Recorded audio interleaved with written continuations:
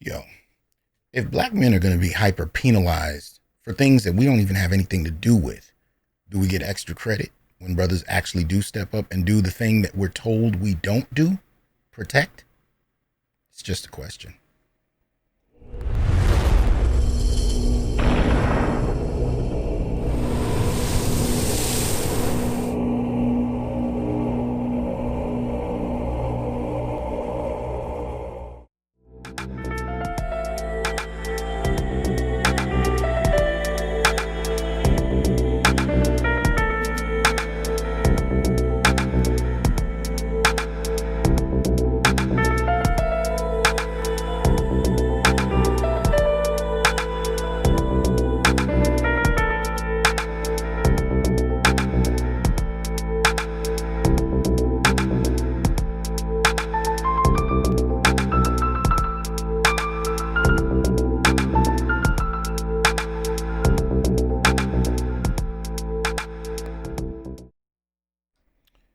Welcome back to the Onyx Report, Black Masculinist News for the day. Hope you're well.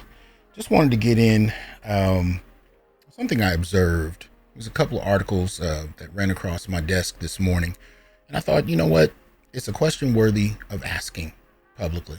Anyway, hope you're well. Like, share, subscribe, join, and donate. Support the channel if you will, so we can continue to bring you independent black male thought that is not that does not cater to any particular agenda outside of the concerns that everyday black men actually have. Right? So this one had to do with a couple of pieces that I thought were fairly important. Right? Fairly important. So the first one you can find on AtlantaBlackStar.com, entitled "He Ran Straight into the Fire. Uber Driver Halts Trip to Save People in Burning Brooklyn Building." Right? New York Uber driver has been called a hero after running into a burning building to help residents to safety. Reports show Fritz Sam was taking a passenger to LaGuardia Airport at 8 a.m. when he spotted a multi-story brownstone in Brooklyn on fire on August 17th. No first responders were on the scene yet, so he sprung into action after asking his passenger, Jemima Way, for permission. There's the brother right there. So he asked for permission from his passenger because he still had bills to pay, I'm more than sure. And then upon getting it, ran into a burning building before first responders got there. Shout out to you, Fritz. This is what I often call, sacred black masculine. So shout out to the brother, but let's continue, right? 5 minutes into the ride, we're passing this block. I noticed that there's some activity going on in front of a brownstone, Sam said. I realized it was a fire. Now, let me be clear. I get these often, at least 3 times a week, these kinds of articles. I don't always get a chance to report on them, but they're frequent and they're constant. And this is not new for black men. This isn't. Black men have been doing this, since they were black men. But for some reason, we live in a culture where, in terms of the mainstream interpretation of black men, we don't do this. We don't provide protection. And keep in mind, he didn't know who was in there. He didn't know who was there. He didn't know if the whole building was empty. It could have been filled with kids. He didn't know who else was in it. He just ran in because of a desire to help others and at risk of his own life. I don't talk about this because it is an isolated incident. I talk about it because it's a constant, but it's a constant that goes unacknowledged. Right? Excuse me. Still getting over that COVID. It's, anyway.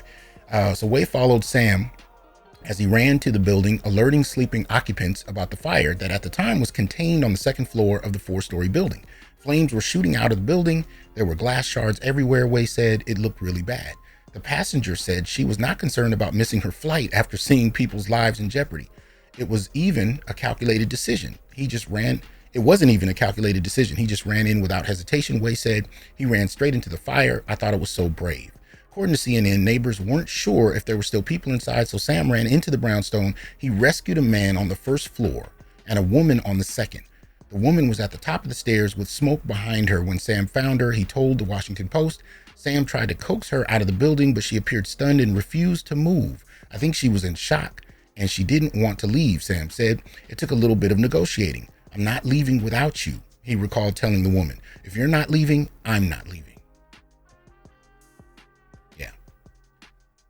I had to pause on that. That was powerful. He was willing to risk his life for a stranger. And, shout out to that brother. It continues. Firefighters and other first responders arrived on the scene 6 minutes after Sam approached the building. The Uber driver had cleared the entire building by then. It took 70 firefighters to put out the flames. No one was injured. The cause of the fire is under investigation. In the end, Wei, a writer who was on her way to a writers' conference, made her flight on time. She tweeted about Sam's heroic efforts after, and it went viral. He has really a strong moral compass, Wei said of Sam. It was an act of pure good-heartedness. I really want good things to happen for him. Sam, a married father of 2 girls, ages 5 and 7, has been an Uber driver since 2015. Uber CEO Dara Khosrowshahi, forgive me, it's Khosrowshahi, I think it is. I probably butchered that. Was one of many on social media applauding Sam's heroic efforts, noting that Sam spoke to him about being grateful that someone moved his car while he responded to the fire. Now, we could have a whole different conversation about the treatment of Uber drivers as far as, pay, as far as being perceived as employees versus independent agents. And we could talk about what Sam should actually be able to get. But that aside, shout out to the brother. It says, people are good indeed, according to Dara. Right?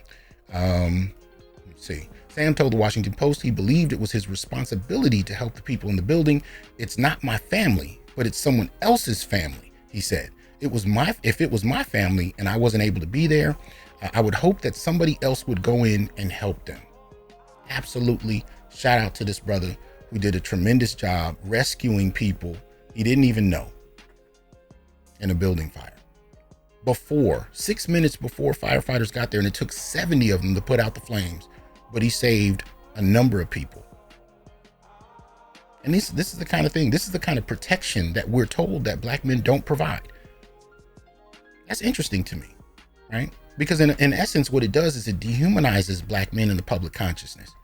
It locks us, crystallizes us into this image of being perpetual failures, cowards, really inhumane beings, less than human, that don't have the capacity for courage, intelligence, or self-sacrifice in the effort of helping others. And yet we see examples of this and it just flows by the wayside, right?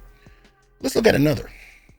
So this one popped up last night, and there are many articles you can find on this, but I decided to go with The Guardian. So The Guardian's article, Dennis Rodman plans Russia visit to seek release of Brittany Griner. NBA Hall of Famer has called himself a basketball ambassador. Griner currently serving 9-year sentence in Russia, right? And this was interesting to me.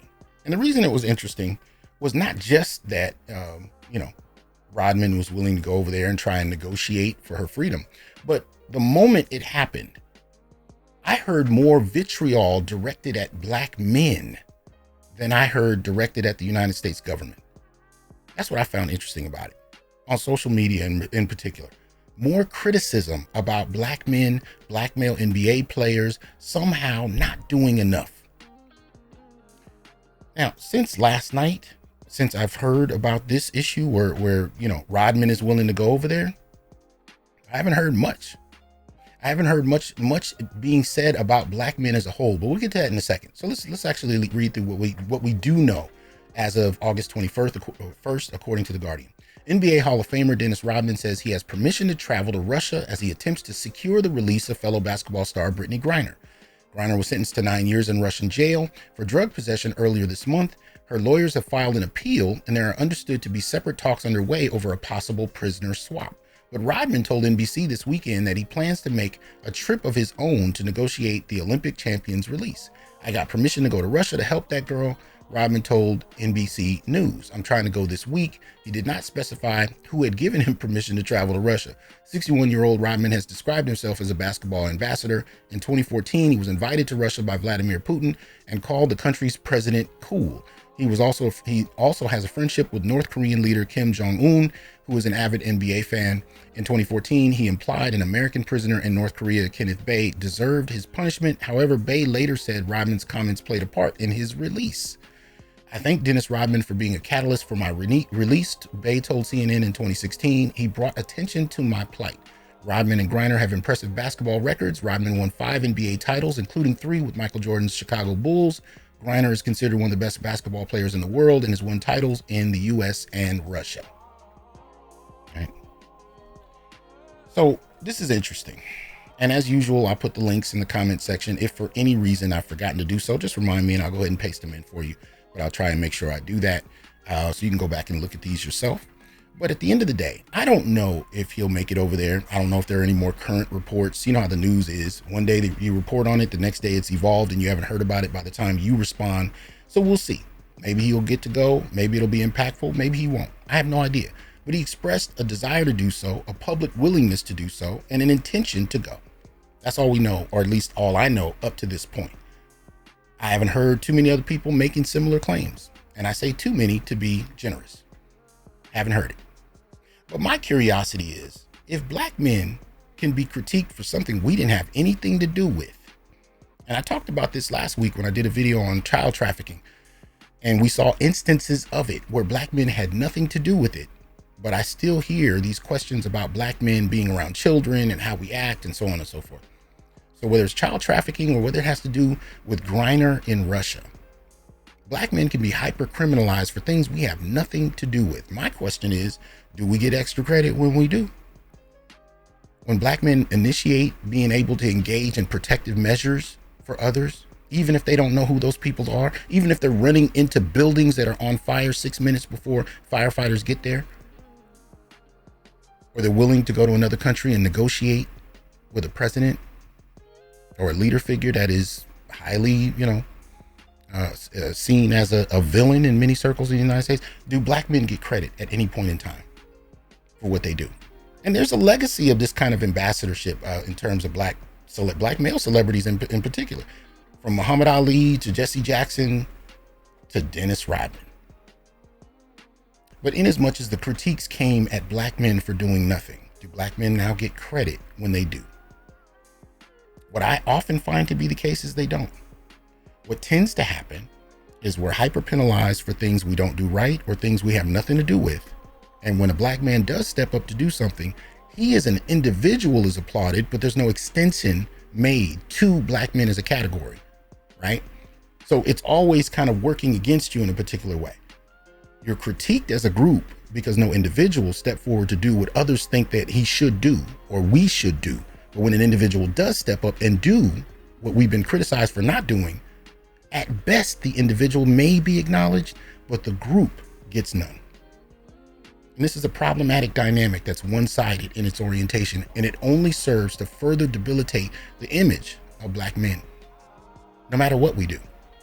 Now, the danger of this in the long term is that you have multiple generations looking at this, but most particularly you have a young generation that's looking at this. And even if they don't understand it at the moment, if you continue to treat black men like they don't deserve to exist, people's sons and grandsons may decide that they don't want to make the sacrifice. Then what? If they're constantly going to be maligned, whether they've had something to do with an issue or not, whether they sacrifice themselves for others or not, what does that do to people's willingness to step forward? Do you really want to see that world? I don't think you do. But keep treating black men like they're nothing, and we'll see what happens. All right? So that said, y'all have a good one. Peace.